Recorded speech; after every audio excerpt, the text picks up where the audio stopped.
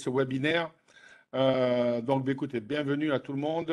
Bonjour à toutes et à tous. Donc, bienvenue pour ce webinaire concernant donc l'introduction en bourse donc de la société Sharwood Energy.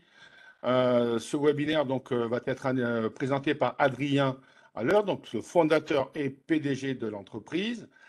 Comme je vous l'ai dit, je serai simplement l'intermédiaire entre vous et Adrien. Voilà. Donc, bonjour Adrien. Bonjour à tous, merci Voilà, de bonjour Adrien. m'accueillir. Donc, juste avant de commencer, j'ai vu que vous avez tout un tas de slides, ce qui est bien, comme ça, ce sera beaucoup plus facile à comprendre visuellement. Est-ce que vous pourrez simplement présenter un tout petit peu l'historique, bien sûr, de Sharwood Energy? Et puis, bien évidemment, je pense en fin de webinaire, pourquoi cette IPO, pourquoi, combien de fonds vous souhaitez lever et pourquoi, à quoi ça va être utilisé, entre autres. Voilà. Donc, déjà, un tout petit brief, un tout petit rappel sur Sharwood Energy, Adrien. Oui, volontiers. Donc Sharwood Energy a pour objectif de substituer les énergies fossiles par la biomasse et donc de pouvoir décarboner les besoins en énergie en valorisant les biomasses des territoires. Dans les grandes lignes, c'est ça. Ensuite, on va aller dans le détail. Schématiquement, on valorise différents types de biomasse en différents types d'énergie, dont du gaz vert. Et on se rend bien compte aujourd'hui à quel point c'est crucial. Et on a un modèle où on est vendeur d'énergie. Donc, on investit dans nos actifs et on vient vendre au travers de contrats à long terme du gaz de synthèse aux industriels auxquels on propose notre offre. D'accord. Peut-être lancer la présentation. Tout Oui, le monde oui, pas de est, problème. tout le monde est Oui, disponible. allez-y. Allez-y. Bon, écoutez, merci à tous. Donc, Sharwood Energy, notre objectif, comme je le disais, c'est de décarboner la production d'énergie par la biomasse. Je suis donc Adrien Aller, je suis le fondateur et le président directeur général de cette société que j'ai créée il y a une quinzaine d'années. Nicolas Ridan est mon directeur général adjoint. Il n'est pas là aujourd'hui. On n'a pas la place pour être deux sur ce format. C'est un ancien de Helios Suez, d'Alkia, Engie, donc tous les groupes de services à l'environnement. D'accord. Je pense qu'on est tous conscients et sans doute encore bien plus fortement aujourd'hui des enjeux de décarbonation auxquels on fait face et des enjeux d'autonomie énergétique. Donc notre objectif, c'est de pouvoir améliorer l'autonomie énergétique tant du territoire que du pays, décarboner l'économie et en particulier l'industrie, et puis en valorisant la biomasse, permettre l'essor d'une économie locale, circulaire, améliorer la valeur ajoutée qui reste dans les territoires. Notre identité, nous sommes fournisseurs de centrales clés en main valorisant la biomasse. Quand on dit ça, on conçoit des installations dont vont sortir des gaz verts, de l'électricité et ou de la chaleur, et puis du biochar, qui est un mode de décarbonation, un puits de carbone. On y viendra un peu plus en détail. On adresse notre offre aux industries locales et aux exploitations agricoles. Comme je le disais, j'ai créé l'activité il y a un peu plus d'une quinzaine d'années. Je m'intéresse historiquement à la valorisation de la biomasse au travers de la combustion et des réseaux de chaleur dans les premières années, puis de la méthanisation. En 2012, on constitue le groupe. En 2014, on déploie l'outil industriel, donc nos ateliers de préfabrication, notre bureau d'études intégré. En 2017, on est rejoint au capital par des business angels. En 2019, on répond et on est lauréat d'appels d'offres lancés par la Commission de régulation de l'énergie pour pouvoir produire à la fois de l'électricité et de la chaleur à partir de process de pyrogazéification. On y viendra aussi en détail. En 2020, première signature d'un contrat clé en main avec Engie pour faire un site réseau de chaleur, chaufferie biomasse à Toulouse. En 2021, pendant la crise du Covid, on crée avec le fonds FL Gaz Vert une filiale ou énergie dont l'objectif est de déployer les actifs qu'on détient et qui vendent de l'énergie et du gaz vert aux industriels. On a également en 2021 agrandi nos ateliers de préfabrication. Et en 2022, premier projet à l'international en République démocratique du Congo. On y reviendra également en détail. Alors, juste, si je peux vous couper 2 secondes, Adrien, au niveau de la définition de la biomasse, parce que c'est un mot, c'est vrai, qui sort un peu générique. Est-ce que vous pouvez juste préciser? On y va dans 3 ou 4 slides avec une description assez précise, si vous voulez bien. Je vais y venir. Qu'est-ce que la biomasse et quels sont ses avantages? D'accord. Je déroule du coup dans l'ordre le conseil Oui, oui. d'administration composé de Julie, ma compagne et moi-même, les 3 Mhm, business angels qui nous ont rejoints, chacun avec un domaine de compétences spécifique. Franck mhm, dans la gestion forestière, les bois de recyclage, mhm. Luc un profil plus marketing, Jean-François a fait de l'asset management et de la finance toute sa vie. Et puis D'accord. on est rejoint par deux administratrices indépendantes, Fabienne qui nous aidera sur la partie RSE et RH, et Mhm, Anne-Sophie qui nous aidera sur la partie financière aussi et tout ce qui va être M&A dans le futur. Vous avez la d'accord. répartition de l'actionnariat avant l'opération, donc ma Mhm, compagne et moi-même sommes largement majoritaires. mhm, Le modèle de Sharwood, il est double, à la fois une activité pour le compte de tiers, donc des clients qui nous commandent des installations, où on va assurer à la fois la conception, la construction et l'exploitation de ces unités de valorisation énergétique de biomasse, et mhm, surtout l'activité pour compte propre qu'on déploie au travers de notre filiale qui s'appelle Wenergy, où mhm, l'objectif est de vendre de l'énergie, du gaz renouvelable, à des industriels fortement consommateurs pour substituer leurs besoins d'énergie fossile. mhm. Cette filiale a été créée, comme je le disais, en 2021 avec à la fois le fonds FL Gaz Vert, qui est le spécialiste sectoriel, et puis Joes et AM86, qui sont donc les deux business angels qui sont avec nous dans Charbon. Mhm. J'en viens à la réponse à votre question. Qu'est-ce que la biomasse? Donc, schématiquement, il y a trois grands types de biomasse. Mhm. La biomasse sylvicole est issue du recyclage, donc la plaquette forestière, les bois d'élagage, les bois issus du recyclage, donc les bois de classe A ou bois de classe B. Mhm. Ensuite, les biomasses agricoles, tout ce qui va être paille, rafle de maïs, miscanthus, mais on pourrait encore en mettre bien d'autres, des biomasses agricoles. Et puis, les biomasses fermentescibles, donc plutôt liquides, les effluents agricoles et les bouts de station d'épuration. En fonction Mhm. des typologies de biomasse, on ne les utilisera pas dans les mêmes typologies de process, on y viendra en détail aussi. Mhm. L'avantage pour nous de la biomasse, il est triple. D'un premier point de vue, c'est économique. C'est une ressource qui est à la fois abondante et pas en concurrence avec les ressources alimentaires. Mhm. C'est des prix qui sont compétitifs et qui offrent une forte visibilité. Et schématiquement, ils évoluent comme l'inflation. C'est de la main-d'œuvre et du transport. Et puis Mhm. surtout, c'est en comparaison à d'autres types d'énergie renouvelable, c'est une énergie qui est non intermittente. C'est-à-dire qu'on peut l'utiliser 24 heures sur 24, tous les jours de l'année. Et ça, quand on adresse des process industriels, c'est un point névralgique. Mhm. Ensuite, ça a un avantage environnemental. On considère que l'utilisation de la biomasse est neutre en carbone. Le carbone qui est émis dans son utilisation et le carbone qui était absorbé par la plante pendant sa croissance. Donc, c'est un bilan carbone total neutre. Mhm. Et ça permet une meilleure gestion des ressources naturelles, la valorisation du territoire, des forêts, des bocagères, des revenus pour l'agriculture. Donc, c'est environnementalement intéressant. Et puis, enfin, territorialement, ça favorise l'économie circulaire. C'est des ressources qui sont territoriales, assez locales. Mhm. Ça crée des emplois locaux. Pour se donner un ordre d'idée, 1000 tonnes de biomasse exploitée, c'est un emploi local induit.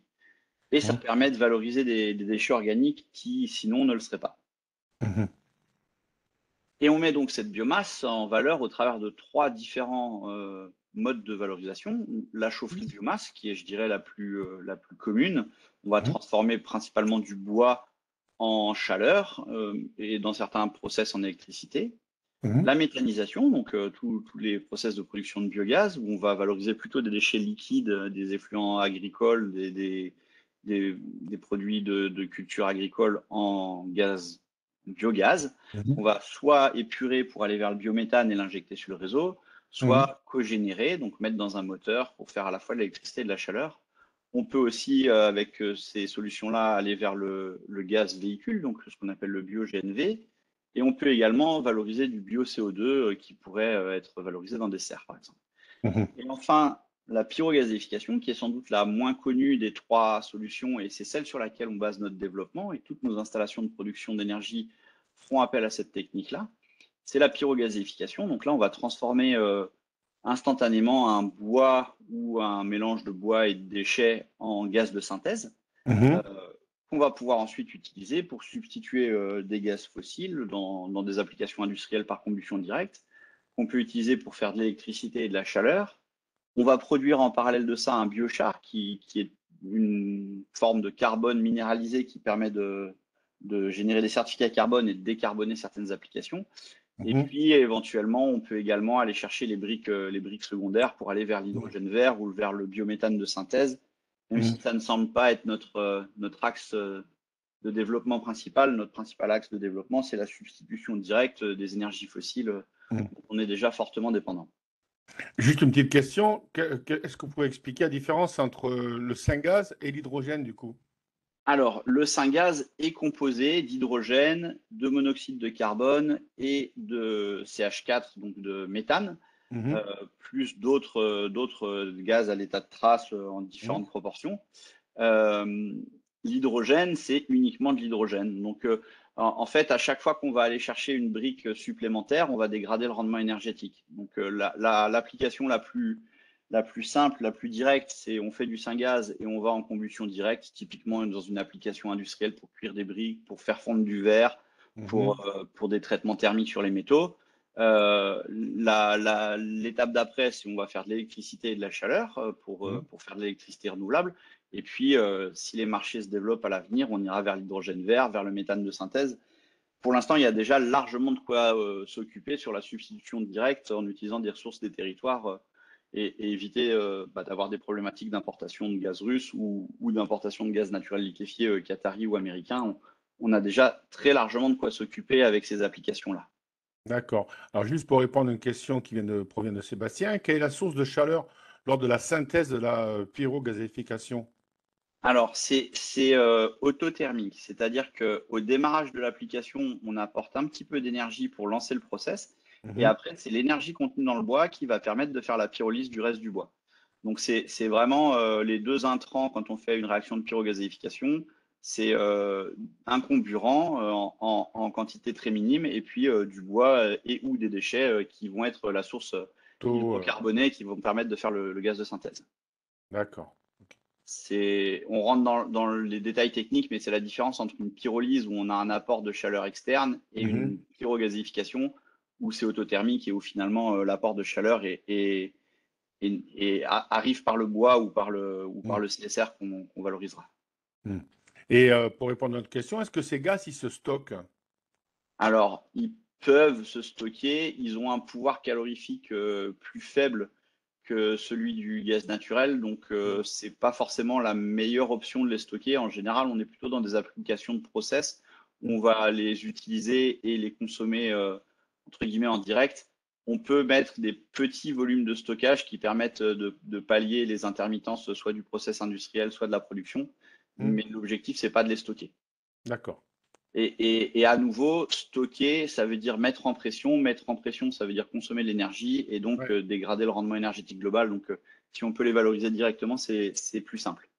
Mhm. Ok. On intervient sur toute la chaîne de valeur. On a à la fois notre bureau d'études intégré qui assure le développement, la conception, le dessin 3D de tous nos projets.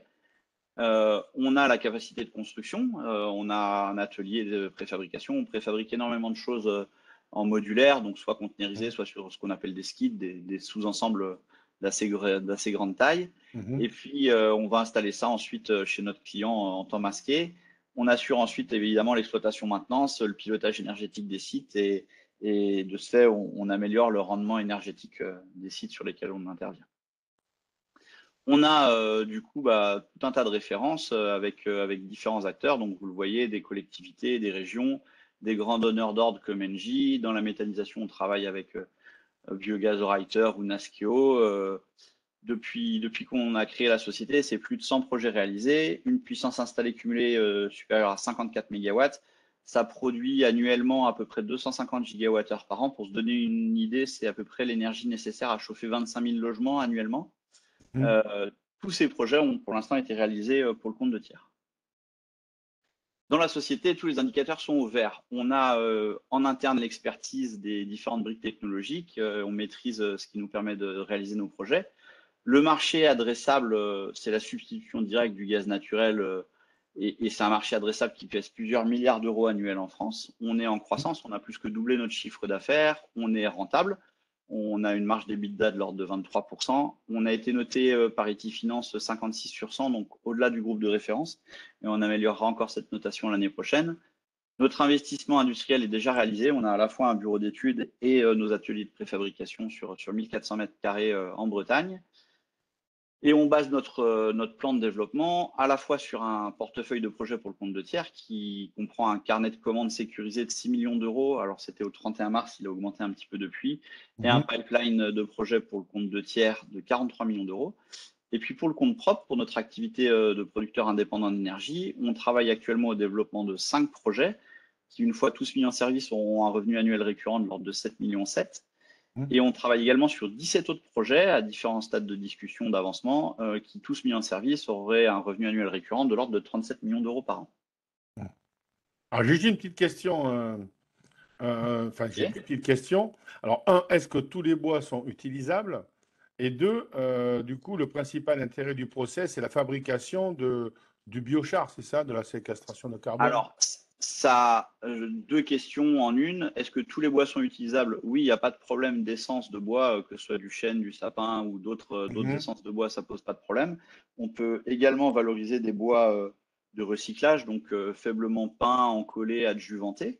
mhm, Ça, c'est pour répondre à la première question. La deuxième, le principal avantage, c'est la production de biochar. C'est un des avantages, mais ce n'est pas le seul, loin de là. mhm, L'autre avantage, c'est qu'on peut aller vers un média gaz, donc en l'occurrence le gaz de synthèse, qui mhm. permet d'atteindre certaines applications industrielles en haute température, typiquement cuisson de briques, verrerie, céramique, distillation, tous des process qu'on ne peut pas atteindre autrement avec la biomasse sans passer par le média gaz. Et Mhm. ensuite, ça permet de faire des sites de cogénération. Donc, on va faire simultanément de la thermique et l'électricité avec des bien meilleurs rendements qu'un cycle vapeur ou qu'un cycle, ce qu'on appelle ORC, donc Organic Ranking Cycle. Mhm. On a des bien meilleurs rendements électriques, des bien meilleurs rendements globaux en passant par ces solutions techniques-là. Et aussi, ça permet de faire des sites qui soient plus petits en taille critique. Un Mhm. site où on fait de l'électricité à partir de biomasse en passant par un cycle vapeur, c'est plutôt des gros sites en général, et donc qui s'adressent à des industriels qui ont d'énormes besoins de vapeur Mhm. et ils sont en général déjà faits. Là, on peut adresser des besoins beaucoup plus petits à l'échelle d'une piscine, d'une collectivité, d'un petit industriel et faire des sites de cogénération de plus petite taille disséminés un peu partout dans les territoires. Mhm. Donc, Justement, ça, il y a plusieurs justement, avantages. Ouais. ouais. Donc justement, ça me vient à une petite question. Du coup, comment vous approvisionnez en biomasse? Vous vous mettez ou vous installez près d'un agriculteur, près d'une usine, ou comment ça se passe? Alors, sur les sites qu'on détient en propre, on crée ce qu'on appelle un plan d'approvisionnement, c'est-à-dire que Mhm. sur un périmètre de 50 à 100 km à la ronde du site, on organise auprès des différents acteurs la gestion de l'approvisionnement. Mhm. Donc, les différents acteurs, ça va être les agriculteurs, Ouais. les gens issus du milieu forestier, les gens issus du milieu du recyclage. Et avec tous ces acteurs-là, au travers de Les contrats de éleveurs. long terme, on sécurise les approvisionnements de notre site. D'accord. Il y a une partie plus tard, peut-être, je sais pas, pour les particuliers ou pas, ou c'est uniquement pour les agriculteurs industriels ou comment ça se passe? Non, c'est pas des applications qu'on peut imaginer chez les particuliers. Les particuliers D'accord. ont des choses avec la biomasse qu'ils peuvent faire avec, au travers du bois bûche et du granulé principalement. Ouais. Euh, ça s'adresse plus à des installations de taille moyenne à grosse, pas des Mhm. très grosses installations industrielles, mais tout ce qui va être dans la taille moyenne, donc de quelques centaines de kilowatts jusqu'à quelques mégawatts de puissance. On y viendra à la taille des installations un peu plus tard Ouais. dans la présentation. D'accord. Euh, donc, notre proposition de valeur, on offre des solutions sur mesure pour valoriser la biomasse au travers, on le disait, de trois principales briques technologiques. Les chaufferies biomasse, où on va transformer de la biomasse en thermique et, comme on le disait, parfois en électricité, même si ce n'est pas notre cible. Mhm. Euh, cette chaleur, on va la distribuer au travers d'un réseau de chaleur pour chauffer des quartiers, au travers de process industriels de séchage ou des process qui ont besoin de thermique, chauffer des hôpitaux, des maisons de retraite, ce genre de choses-là. Donc, deux exemples de réalisation, un projet de conception-réalisation en marché public pour une petite collectivité, 5000 habitants. Euh, Nous, on a là-dessus à la fois tout dessiné, tout construit, Mhm. réalisé tout ça. C'est un projet 1,3 million, 18 mois de travaux à peu près pour 1 mégawatt de puissance. Mhm. Euh, le même genre de projet, mais d'un petit peu plus grande ampleur. Donc là, on travaille, Engie est venu nous chercher pour faire le clé en main de ce projet-là. Ils ont eu, eux, une délégation de service public pour chauffer un écoquartier qui est en construction à Toulouse, à peu près 5 mégawatts, chantier de 2 millions et demi sur 2 ans à peu près. D'accord. Donc de la même façon, on assure toute la conception, toute la construction de l'intégralité du process. Mhm. Alors, j'ai une petite question de Bruno. Ouais. Concernant la biomasse forestière, est-ce que vous assurez-vous d'une gestion respectueuse de l'environnement d'une part et de la qualité du produit qui s'approcherait d'un combustible liquide? Ah, alors, oui, évidemment, on s'assure du fait que ce soit de la biomasse renouvelable, donc qu'elle corresponde aux réglementations, ce qu'on appelle RED 2 au niveau Mhm, européen. Donc, le fait que ce soit replanté correctement, que le rayon de chalandise soit suffisamment court pour qu'on n'ait pas d'impact négatif. mhm, Après, on n'est pas sur des biomasses liquides, pour le coup, on est plutôt sur des biomasses sèches avec le bois soit du recyclage, soit forestier. Euh, Effectivement, on peut aussi imaginer en aval de la pyrogasification aller sur les combustibles liquides. C'est ce qui s'est fait dans le passé et c'est ce qui se fait encore hein, parfois avec la mhm, gasification de charbon ou mhm, pendant la Seconde Guerre mondiale, les Allemands également allaient vers les carburants liquides avec ces procédés de pyrolyse ou de mhm. gasification. C'est pas notre cible, mais c'est pas impossible que dans le futur il y ait ce qu'on appelle SAF, donc Sustainable Aviation Fuel. Il y a sans doute des projets qui verront le jour aussi en valorisant la biomasse pour aller vers les combustibles liquides. C'est pas notre cible. Notre cible, c'est vraiment la substitution directe des énergies fossiles dans les Mhm. applications thermiques, combustion de syngas direct, quoi. D'accord. Alors, excusez-moi, j'ai encore une petite question de la part de Laurence. Quel impact ont les feux de forêt sur la production de biomasse? Un petit une ordre d'idée. Le pourcentage sur la production, beaucoup de la production à la biomasse dépend donc du bois par rapport aux autres combustibles, mais peut-être la boue, enfin, je ne sais pas, c'est une petite question. Euh, alors, je ne connais pas l'impact des feux de forêt sur la disponibilité de biomasse. Ce qui est Mhm. certain, c'est que si on ne valorise pas les bois forestiers, si on n'entretient pas la forêt, ben, il se peut que ça finisse en feu de forêt. Et dans ces cas-là, la biomasse, est non seulement elle dégagera son CO2, mais en plus, on ne l'aura pas valorisé. Mhm. Euh, l'entretien du patrimoine forestier est un enjeu majeur, c'est certain. Et Mhm. puis l'adaptation aussi des forêts au changement climatique nécessitera de continuer à travailler la forêt comme un outil de gestion long terme à la fois de l'énergie, du patrimoine, du stock de carbone. Donc Mhm. c'est des bonnes questions. Il y a d'autres types de biomasse qui peuvent être utilisés, hein, évidemment, les pailles, les rafles de maïs, le miscanthus, on pourrait citer le Mhm. chanvre. Il y a différents autres types de biomasse qui stockent du carbone et qui sont utilisables dans nos process.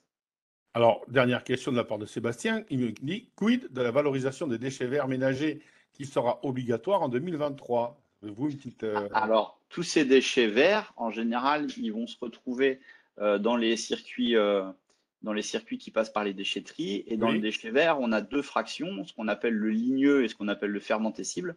Mhm. Donc, en gros, il faut broyer, cribler, donc séparer les fractions. Et Oui. il y a une fraction qui est valorisable dans nos process et il y a l'autre fraction qui va plutôt aller vers la méta ou vers le compostage. Et dans D'accord. tous les cas, ces matières-là vont être enfin, on va pas pouvoir continuer à brûler de la biomasse en andin ou dans le fond de son jardin, comme ça a pu être le cas il y a quelques décennies. Mhm. C'est des ressources qui vont être recyclées. Et on y reviendra, c'est une bonne question, la valorisation des ressources organiques, parce que sur la méthanisation, qui est un autre des procédés qu'on met en œuvre, Oui. on va digérer avec des micro-organismes une biomasse liquide pour produire un biogaz. Ce biogaz, soit on l'injecte dans le réseau, soit on va le valoriser au travers de cogénération pour faire de l'électricité et de la chaleur. Et on Mhm. travaille également sur une brique supplémentaire qui s'appelle l'hygiénisation. Mhm.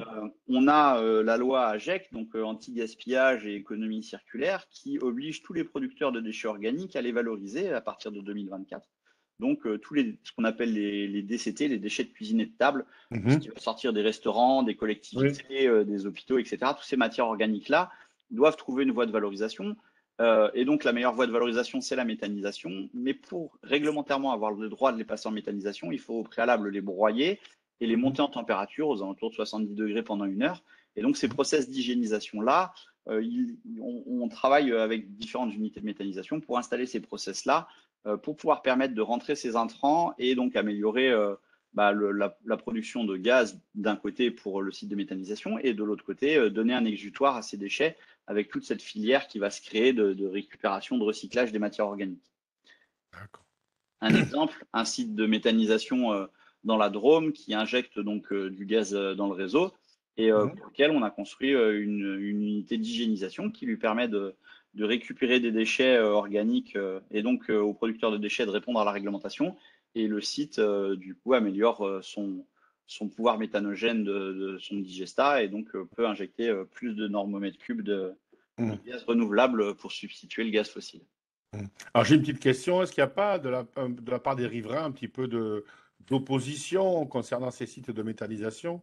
Alors sur la méthanisation, effectivement, on a de plus en plus de freins sociétaux, hein, de résistance Mmh. locale. Alors ça dépend beaucoup de la taille des projets et de comment ils ont été, je dirais, apportés à la connaissance du tissu social local.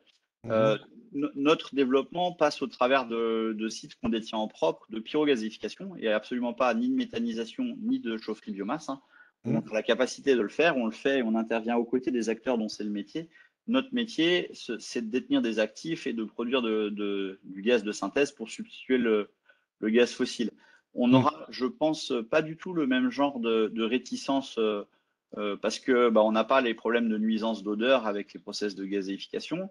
Mmh. Euh, on a aussi une ressource qui est forestière ou qui est du bois de recyclage, Mmh. donc qui posera a priori moins de soucis que les gisements agricoles qu'on peut avoir en méta Mmh. ou industriels, hein, d'ailleurs. Donc, on n'anticipe pas de gros freins sociétaux autour de la mise en place de ces sites.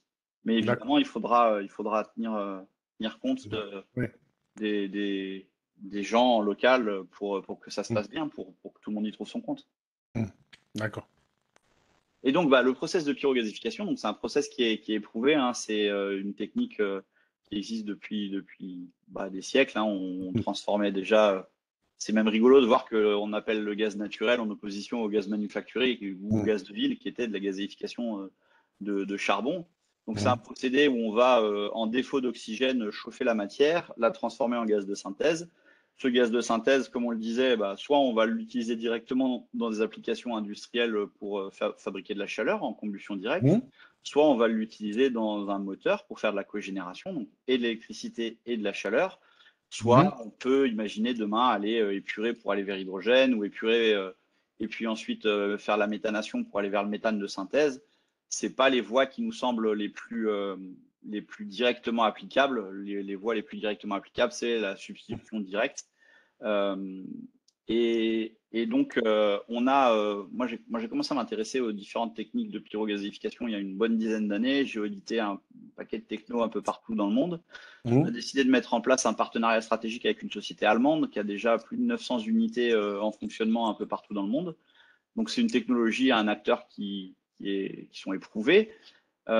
Notre rôle, c'est de construire et d'exploiter les actifs pour vendre l'énergie à nos industriels. Euh, on rappelle que la France a pour objectif d'avoir 100% de gazeurs en 2050 et que ses Mmh. objectifs de base pour près de la moitié sur ces technologies de pyrogazéification, Mmh. pyrolyse, gazéification hydrothermale, bref, toutes les cuissons en défaut d'oxygène. Et donc, c'est ces solutions-là qui vont se déployer à l'avenir et notre positionnement, c'est d'être vendeur de gaz renouvelable pour substituer les gaz fossiles dont il va bien falloir qu'on se sevre. Mmh. Un Alors, juste une exemple de... petite question. Ouais. Pourquoi avoir choisi Spanner Ray, puisqu'on a vu à l'écran? Pourquoi une entreprise allemande? Parce que c'est une entreprise qui a déjà des références et que donc c'est déployable facilement, parce que c'est fabriqué en série et que donc du coup c'est facile en scalabilité, c'est facile d'augmenter le débit d'installation. Mmh. Euh, parce que c'est une société avec laquelle on travaille depuis longtemps et avec laquelle on a tissé des liens et qu'on va encore renforcer à l'avenir.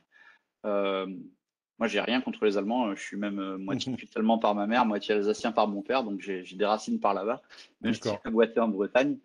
Euh, et donc, un exemple de réalisation, c'est un projet qu'on a fait dans le cadre d'un projet de développement européen qui s'appelle Forets, Mmh. où on va en site isolé en République démocratique du Congo produire de l'électricité, de la chaleur et du biochar à Mmh. partir de bois issus de plantations d'EVA qui sont laissés en friche depuis la fin de Mmh. la colonisation belge. Donc, on va produire de l'électricité qui va permettre de développer le tissu économique local. On va Mmh. produire de la chaleur qui va permettre de sécher soit des bois d'œuvre, soit des denrées alimentaires. Et puis du biochar qui va retourner au sol dans les process d'agroforesterie qui sont mis en œuvre également dans le projet. Et donc c'est des projets qui font du sens aussi d'un point de vue sociétal, qui permettent de développer un écosystème autour de ces installations-là. Mmh. D'accord. Différents acteurs qu'on considère comme des concurrents en fonction des différentes branches d'activité qu'on regarde. Donc typiquement sur les chaufferies bois et les réseaux de chaleur, on va retrouver plutôt des acteurs du génie climatique au niveau national, donc Hervé Thermique, Misnar Quinte. On a cité également 2 autres acteurs qui font de la conteneurisation de process, de process de chaufferie, donc TIGR ou Compte Énergie, qu'on trouve face à nous parfois. Dans le domaine de la méthanisation, on cite des entreprises qui sont des entreprises de services aux ensembliers de méthanisation, comme on peut l'être nous aussi quand on intervient dans ce domaine-là. On a cité également un acteur qu'on retrouve parfois face à nous sur l'hygiénisation. Et puis sur la pyrogazéification, on a justement des acteurs techno, pas des acteurs qui développent un positionnement de vendeur d'énergie, mais qui développent une brique technologique. Naoden est une start-up nantaise qui travaille sur un procédé de pyrogazéification. EQTech, c'est des Espagnols. Syncraft, c'est des Autrichiens. On aurait pu mettre là également Hafner, qui s'est introduit Ah oui, dernièrement et ah qui oui. est en train de J'allais vous en développer parler. également un procédé. Hafner, ah oui, Hafner Ouais. Energy, HRS, Life. Donc, ce sont Alors, des acteurs qui. HRS, c'est Hein, plus des stations d'injection d'hydrogène. d'accord. Life, c'est de la production par électrolyse, donc c'est de l'électricité qu'on met dans un électrolyseur pour faire de l'hydrogène. C'est vraiment pas du tout des D'accord. concurrents. Et Hafner, c'est pas Hafner, non plus un concurrent parce qu'il vise que l'hydrogène et oui. que surtout c'est un acteur techno, c'est-à-dire qu'il est en train de finir de développer une technologie qui pour l'instant a pas de référence fonctionnelle. Hmm. Et notre positionnement, c'est déployer aujourd'hui des actifs qui permettent dès aujourd'hui de décarboner les applications industrielles, de substituer du gaz fossile euh, pour, euh, pour pouvoir, euh, pour pouvoir améliorer l'autonomie énergétique du territoire, du pays en général, et puis Mhm. valoriser la biomasse dans chacun des territoires où on s'implante pour la valeur ajoutée reste dans les territoires. Quand on valorise la biomasse, c'est un autre des avantages par rapport au gaz ou au pétrole fossile, c'est que la valeur ajoutée reste chez nous. Juste comme ça, une petite question. Pourquoi, ben, par rapport à d'autres énergies, comme notamment l'éolien, comme vous avez des origines bretonnes, Alors, pourquoi pas, voilà, pourquoi la biomasse et pourquoi pas l'éolien ou le solaire ou je sais pas? Alors, le principal avantage de la biomasse face à l'éolien et au solaire, c'est que on peut produire 365 jours par an, 24 heures sur 24 avec Mm. la biomasse, ce qui n'est pas du tout le cas de Oui. l'éolien ou du photovoltaïque. Mm. Euh, Ça permet également de décarboner des procédés sur lesquels on ne peut pas décarboner autrement. Mm. Typiquement, un industriel du verre aujourd'hui, il ne sait pas faire avec l'électricité. Mhm. Il ne sait pas non plus faire avec l'hydrogène parce qu'il n'y a personne qui est capable de lui produire de l'hydrogène à des coûts qui soient compétitifs, alors qu'il sait faire avec du gaz de synthèse. De la même façon, pour la cuisson de briques, on a des applications, on y viendra en détail, où on va pouvoir dès aujourd'hui substituer du gaz fossile et améliorer l'autonomie énergétique du territoire. Ce n'est pas en 2030 ou en 2035, c'est dès maintenant qu'on peut déployer Mhm. les actifs. C'est aussi un des axes de notre réflexion, c'est quelles sont les solutions techniques disponibles aujourd'hui, qu'est-ce qu'on peut mettre en œuvre aujourd'hui. Ça ne nous empêche pas de garder les yeux ouverts sur tout ce qui se passe sur le marché et de l'énergie Mm. et de l'agriculture Bien et du sûr. traitement de l'eau et du déchet et tous ces marchés qui sont connexes de la valorisation de biomasse. Mais aujourd'hui, on peut déployer des solutions et c'est ça notre objectif, vendre de l'énergie dès aujourd'hui pour décarboner. Mhm. D'accord. Les finances. Alors, quand on travaille pour le compte de tiers, on a des revenus qu'on sécurise à l'avancement avec la signature d'un contrat et un Mm. paiement d'acompte à ce moment-là, des avancements tout au long du développement du projet et puis le solde à la livraison.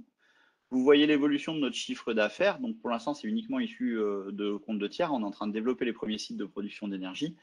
Vous voyez également que la pyrogasification prend une place prépondérante et qu'elle va l'être encore plus à l'avenir. Mhm. Le compte de résultats simplifié, donc on a un petit peu de produits d'exploitation immobilisés, ce sont les premiers développements des centrales de production qu'on détient en propre. Mm. On dit qu'on retrouve la rentabilité en 2021 après un exercice 2020 chahuté par le Covid. On était Mm. rentable en 2019, hein, c'est vraiment conjoncturel lié au fait qu'on soit resté coincé à la maison pendant presque un trimestre. Et puis, du coup, on maîtrise nos charges, on a une marge d'EBITDA qui est positive aux alentours de 23%. Les intérêts minoritaires négatifs, c'est lié au développement des projets. Les dettes financières sont pour partie bancaire et pour majorité des comptes courants, dont des comptes courants dans les sociétés de projets qui sont là pour porter les développements des projets. L'endettement net financier d'un exercice sur l'autre est en baisse. Mm. Nos objectifs. Donc, à l'horizon 2022, fin de l'exercice, on veut atteindre 7 millions d'euros de chiffre d'affaires issus des activités pour compte de tiers, donc les travaux Mm. qu'on réalise pour les comptes de tiers. Et à la fin de l'exercice, on aura 5 centrales détenues en propre, Mmh. qui seront en développement et qui auront un revenu annuel récurrent de l'ordre de 7,7 millions en année pleine, premier revenu attendu début 2024. Et notre objectif 2027, à ce moment-là, c'est de faire à peu près 100 millions d'euros de chiffre d'affaires pour environ 40% issus de l'activité pour compte de tiers et pour 60% issus de l'activité de la vente d'énergie, de biochar et de certificats carbone liés. Et à ce moment-là, on veut avoir 30 centrales déjà en opération et 20 autres en construction et en développement. Ces 50 centrales en année pleine ayant un revenu annuel récurrent de l'ordre de 90 millions d'euros. Et notre objectif de marge EBITDA normatif long terme est au-delà de 35%.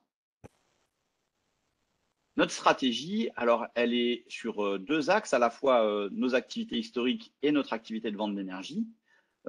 Les drivers de croissance, d'abord, ils sont de deux ordres. Premièrement, nationaux, on a des objectifs de diminution des gaz à effet de serre, de neutralité carbone, Mmh. de réduction de consommation d'énergie fossile, qui mécaniquement entraînent des besoins en énergie renouvelable qui sont croissants. On a besoin de faire cette transition énergétique. Et puis, Mmh. on a également des facteurs stratégiques, économiques. Améliorer l'autonomie énergétique du pays, on le voit bien, hein, actuellement, c'est vraiment un enjeu primordial. Mmh. Et donc, améliorer l'autonomie énergétique des industries, des territoires à chaque endroit où on va s'implanter. Et puis, avec la biomasse, on est capable d'apporter une certaine stabilité dans les prix. Et ça, pour un industriel dont le coût énergétique représente une part vraiment non négligeable de ses coûts de production, c'est un enjeu majeur et la biomasse permet de répondre à ces enjeux-là. Surtout actuellement avec les problèmes avec la Russie. Est-ce que vous Eh pensez ben, justement tirer profit entre guillemets, c'est de cette horrible de dire ça, mais situation? effectivement, ça accélère encore une tendance de fond. Mmh. Il y a la question du prix, mais il y a aussi la question de la disponibilité, tout Oui, c'est simplement. ça. C'est-à-dire que vous pouvez payer ce que vous voulez, s'il n'y en a pas, il n'y en a pas. Mmh. C'est ce qui nous pend au nez un petit peu, hein, parce que Vladimir est en train de fermer le robinet petit à petit.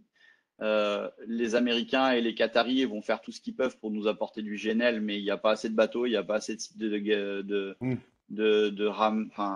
on appelle ça regazéification, l'endroit où on transforme le gaz naturel liquide Mmh. à l'état gazeux à nouveau pour le remettre dans les réseaux. Donc ces solutions-là sont déployables tout de suite. Et je ne pense pas qu'on reviendra à une situation où on aura du gaz russe pas cher Mmh. carboné. Et donc aujourd'hui, on est déjà compétitif hein, Mmh. face à ces prix du gaz D'accord. fossile. Euh, et sans tenir compte de l'impact carbone. Si on tient encore compte en plus de l'impact carbone, on est encore bien plus compétitif. Mmh. Alors j'ai une petite question de Jean. Où sont fabriquées les machines et les outils donc nécessaires à votre production en fait? Ça dépend quelle partie d'un site, parce qu'un site, c'est quand même plusieurs millions de capex, on y viendra. Donc, on a à la fois des fournisseurs français et européens. Mmh. Donc, il y a certains morceaux du process qui sont fabriqués en Allemagne, il y a certains morceaux du process qui sont fabriqués en France. Nous, on en fait une grande partie nous-mêmes. Mmh. Et puis, il y a des pièces qui viennent d'un peu partout. Donc, c'est Il n'y a pas compliqué de de. pénurie de pièces donc provenant On, de l'Asie, tout ça, je sais pas qui on pourrait. a déjà des tensions sur certains approvisionnements et je pense que ça va pas aller en s'améliorant, Mhm. en particulier sur toutes les parties électroniques où Oui. on a des délais qui commencent à être de plus en plus longs. Mm. Mais c'est pas des tensions qui sont rédhibitoires pour l'instant. Ça ne nous empêche pas de développer, quoi. D'accord. Alors, petite question de Sébastien, quel est à peu près, je ne sais pas si le coût moyen du kilowattheure pour vos clients comparativement aux autres énergies disponibles sur le marché? Alors, il faut comparer des choses qui sont comparables. Si on prend Mhm. le prix de production ou le prix de vente d'un kilowattheure solaire photovoltaïque ou le prix d'un kilowattheure ou d'un mégawattheure gaz qui fonctionne en base, évidemment, on peut pas tout à fait les comparer puisqu'il y en a un qui D'accord. va être disponible pas forcément au moment où on en a besoin et l'autre qui est disponible H24. 24 Mais heures sur pour se donner 24. un ordre d'idée, on est capable de produire du gaz de synthèse allez, on va donner une fourchette qui ressemble à un râteau, entre 40 et 80 euros du mégawattheure, quand aujourd'hui le gaz fossile est déjà au-delà de ça, sans compter l'impact carbone. Mm. D'accord. Voilà, Sébastien. Donc, pour le compte de tiers, nos trois priorités, développer notre maillage territorial, donc ça va passer par l'ouverture d'agences, une première en Auvergne-Rhône-Alpes auprès d'un projet de cogénération qu'on est en train de développer et qui va démarrer en fin du prochain exercice. Mhm. Une seconde en Aquitaine, Nouvelle-Aquitaine, parce que c'est une région qui est fortement forestière et agricole C'est et vrai. donc propice à l'utilisation de la biomasse. Les Et Landes et tout ça. enfin, l'Île-de-France, première région économique française, évidemment, mais c'est également très riche en bois de recyclage, parce qu'il y a beaucoup d'activités économiques. Et c'est aussi une région forestière et agricole, ce qu'on sait moins. Mm. Deuxième axe stratégique, se positionner sur des projets de plus grande taille unitaire. Donc mécaniquement, en fait, les industriels qui nous sollicitent pour décarboner leur production, en général, sont multisites, ont des besoins qui sont stables et relativement forts. Et donc, Mhm. ça nous donne un potentiel de récurrence sur la conception des sites, des économies d'échelle assez substantielles sur la construction et une meilleure visibilité commerciale, puisque quand on travaille avec un industriel qui nous dit bah, moi j'ai 30 sites en France, 200 sites en Europe, 50 sites dans le monde, bah, on va faire plusieurs sites avec eux Ah oui. une fois que les premiers seront démarrés. Mhm. Et puis le troisième axe, intensifier nos activités d'exploitation maintenance. L'intérêt, c'est de générer des revenus récurrents, de pouvoir, dans notre base de clientèle existante, créer des relations de long terme et puis capter des nouveaux projets.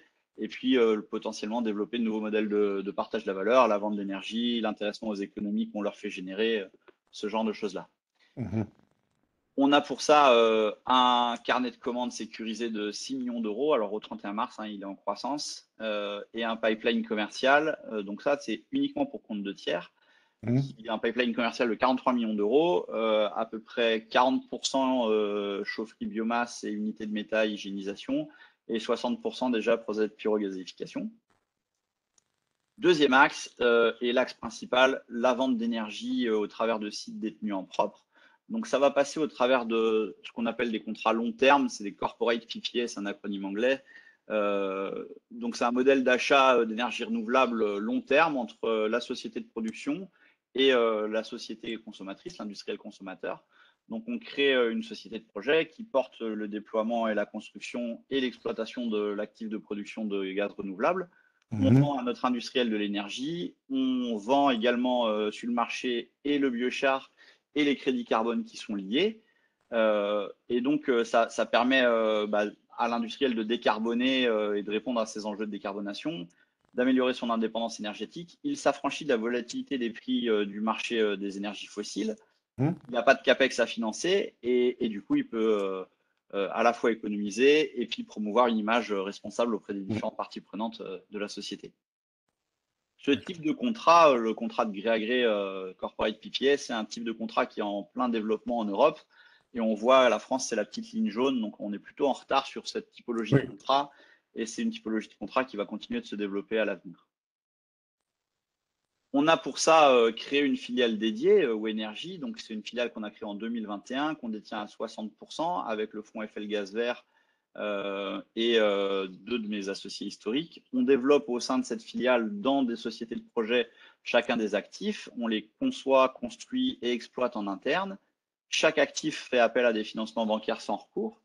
Donc aujourd'hui, avec les engagements qu'on a dans cette filiale, on imagine être capable de couvrir à peu près 60 millions de CAPEX, donc les 10-12 premiers projets. Taille unitaire de projet, à peu près 5-6 millions de CAPEX. Chaque projet génère des revenus annuels récurrents de l'ordre de 2 millions d'euros en vente d'énergie et de certificats carbone. Le Alors, modèle.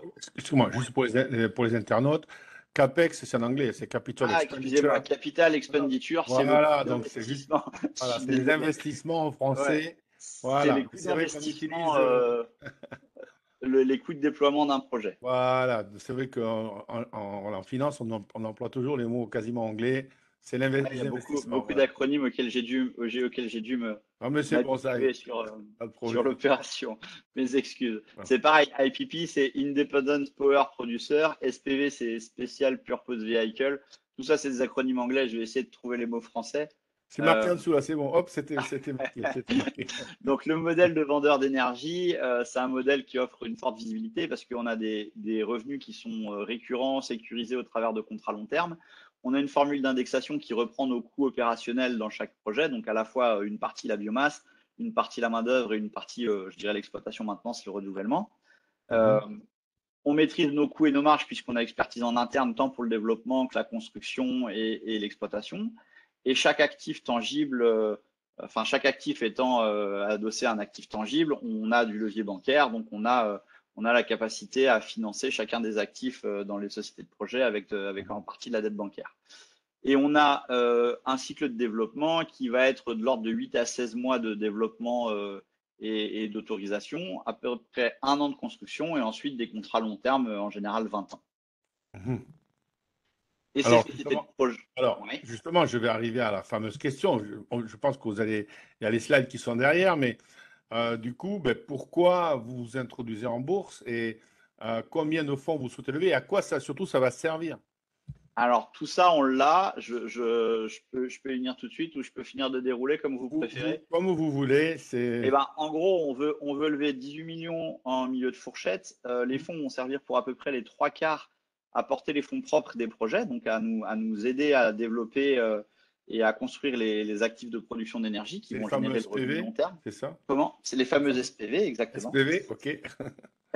Pour à peu près 15%, on veut pouvoir faire de la croissance externe, donc soit aller vers l'amont pour sécuriser les gisements, soit aller vers un de nos fournisseurs critiques, ou alors aller capter des compétences ou un morceau Mhm, d'équipe qu'on pourrait. Et puis pour 10%, c'est le recrutement et le développement dans notre société directement, puisqu'on a déjà beaucoup de projets sur lesquels travailler. Et donc, il faut qu'on recrute à la fois des développeurs, de l'ingénierie de process, mhm, des gens à la construction, des gens à l'exploitation. mhm, Donc, il y a une partie des fonds qui servent à ça. mhm. Et pourquoi la bourse plutôt qu'un autre mode de financement? Parce que ça nous donne une visibilité et une crédibilité qui nous sert à la fois pour recruter et pour développer commercialement. Et ça nous permet d'accélérer beaucoup plus fort. Et on voit bien que c'est l'enjeu. L'enjeu, c'est de pouvoir accélérer, de substituer le plus vite possible la majeure partie des besoins qu'on pourra Mhm. couvrir avec ces solutions-là, quoi. Mhm. Et donc, dans les 75 ou 15%, donc soit la croissance externe ou le financement pour les prochaines unités de production, c'est uniquement en France ou vous souhaitez un petit peu vous étaler vers l'Europe ou... Alors, pour l'instant, on a beaucoup de projets qui sont en France. On a quelques projets qui sont dans les dom-toms sur les zones non interconnectées électriquement. D'accord.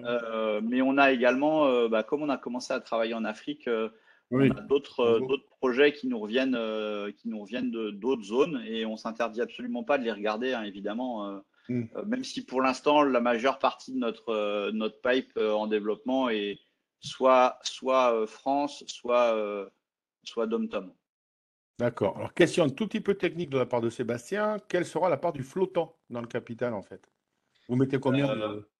Alors, on l'a également en fonction du fait qu'on tire ou pas les clauses d'extension et de Oui, voilà, surallocation. c'est ça. Il y a clause Ouais, d'extension, clause de ouais. surallocation, etc. Option On de y vient. On a surallocation. une slide avec des camemberts qui expliquent tout ça Ouais, un petit peu plus tard, ok, si vous voulez bien. Je ne l'ai pas en tête exactement, mais pas de de l'ordre de problème. 20%. Ok. Euh, Donc, chacune des sociétés de projet vend de l'énergie, donc à la fois donc du Syngaz qu'on va Hmm, valoriser soit en combustion directe, soit par cogénération en électricité en chaleur. hmm, Et on le dit, on imagine demain pouvoir, si le marché se développe, aller vers l'hydrogène vert, aller vers le biométhane de synthèse, hmm, valoriser le CO2 biogénique dans des serres, par exemple. On a hmm, d'autres voies de création de revenus dans ces sociétés de projet. Et hmm, puis, pour une petite partie, on prévoit de vendre le biochar, donc soit à des gens dans les matériaux de construction, typiquement les ciments, soit hmm, pour l'amendement des sols. Et hmm. puis, donc, du coup, vendre les certificats carbone qui sont liés, puisqu'on crée des puits de carbone avec cette production de biochar. D'accord.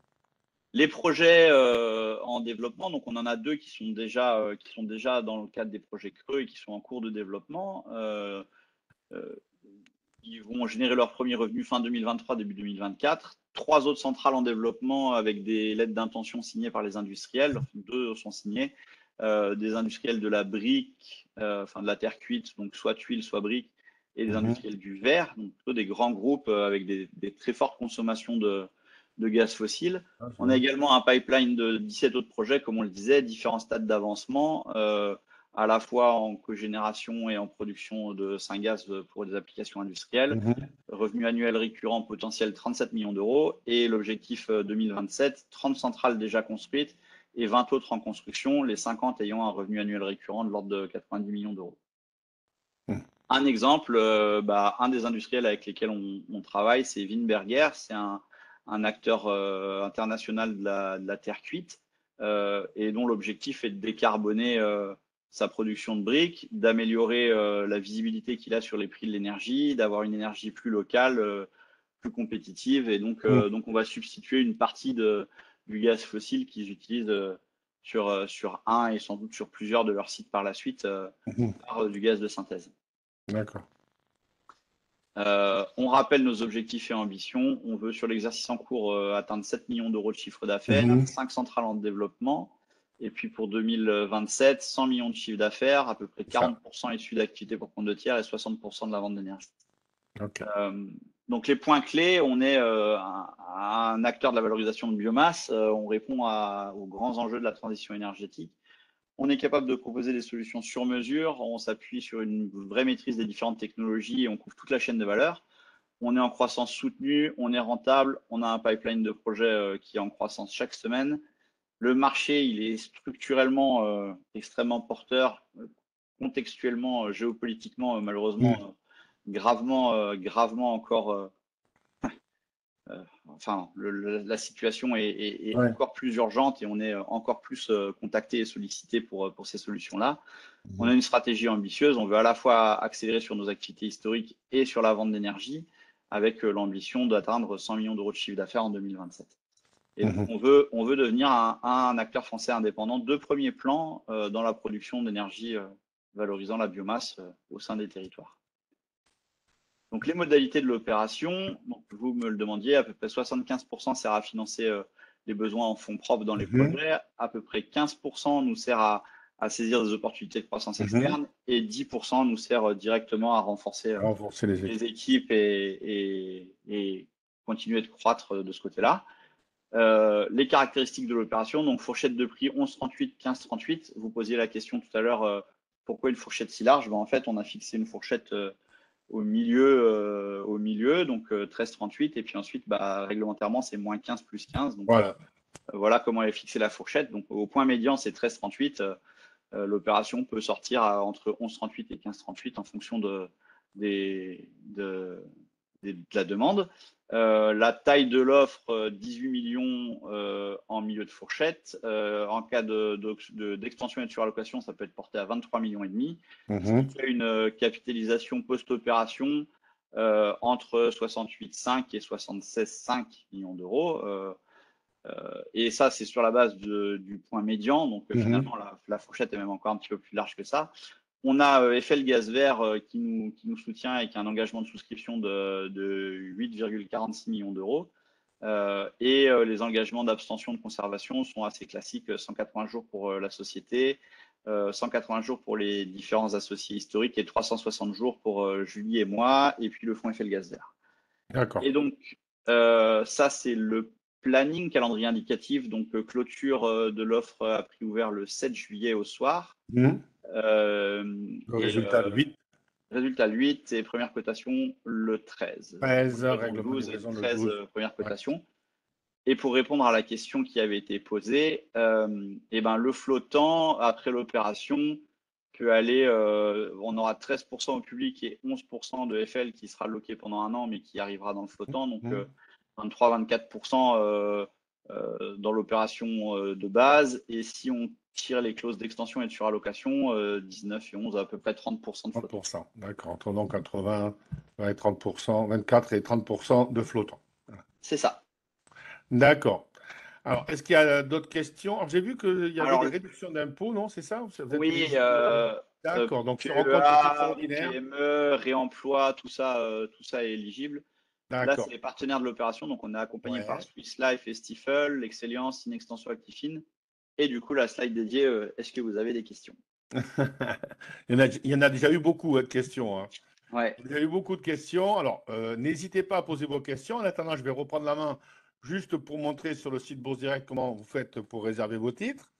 Volontiers. Voilà, moi, je me déconnecte du coup. Stop vidéo. Voilà. Non, mais c'est bon, j'ai les questions à côté, vous inquiétez pas. Voilà. Hop, voilà. Donc, alors, est-ce que tout le monde voit? Ah, je crois que ça a bugué un tout petit peu, non? Voilà. Là, ça y est. Ça y est, c'est bon, parce que je ne sais pas, ça nous bug un tout petit peu.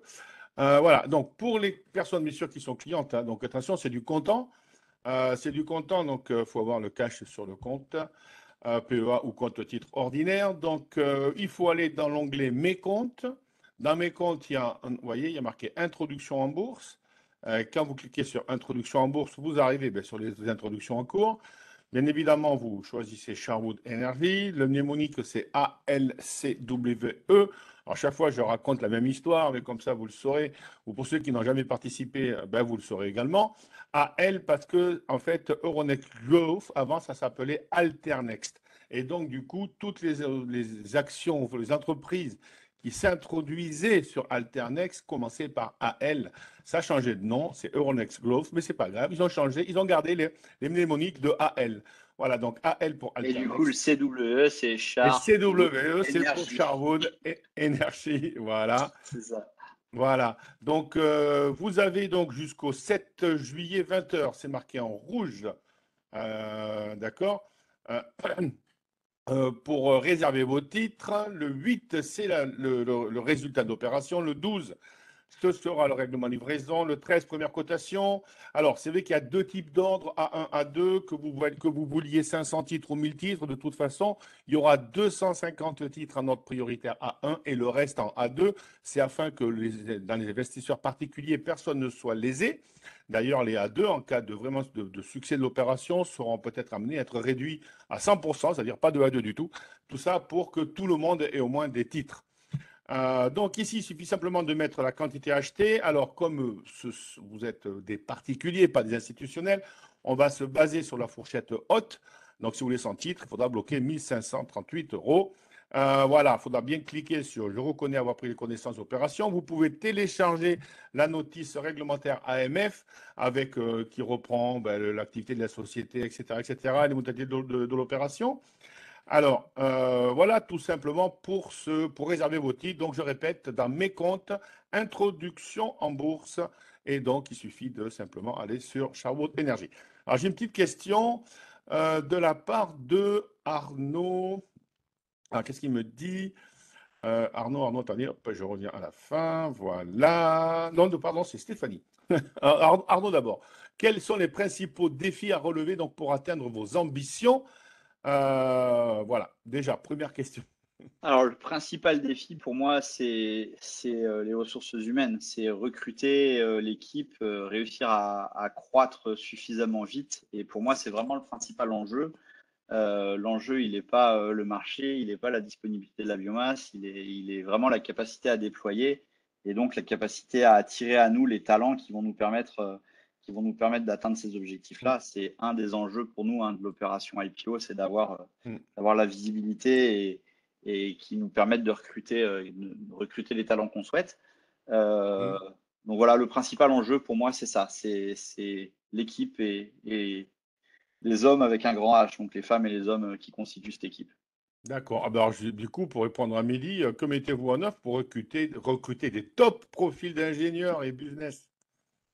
Développeurs, eh ben, écoutez, c'est ce qu'on va mettre en œuvre juste après la fin de l'opération IPO. Donc, on aura à la fois de la communication, on va se faire accompagner, je pense, par des cabinets de recrutement. Et puis surtout, on va porter à la fois les valeurs de la société et puis notre projet, parce que le Mm, projet fait du sens, je pense, mm, au-delà de l'activité de la société. Le projet, mm. globalement, a du sens et je pense que c'est ça qu'on va réussir à proposer à nos prochains collaborateurs, à tous les D'accord. collaborateurs qui vont vouloir nous rejoindre. Ok, ben justement, est-ce que vous avez déjà des liens avec des écoles ou autre chose ou pas? Non? Oui, on a des liens avec les écoles, avec les différentes écoles. On forme également des ingénieurs en interne. Mhm, Et puis les ingénieurs qui nous rejoignent ils ont en général déjà des liens avec leurs écoles et donc ça nous permet de mm, petit à petit tisser notre toile. mm, On a également des liens avec la recherche puisque il peut nous arriver d'échanger avec des laboratoires. mm.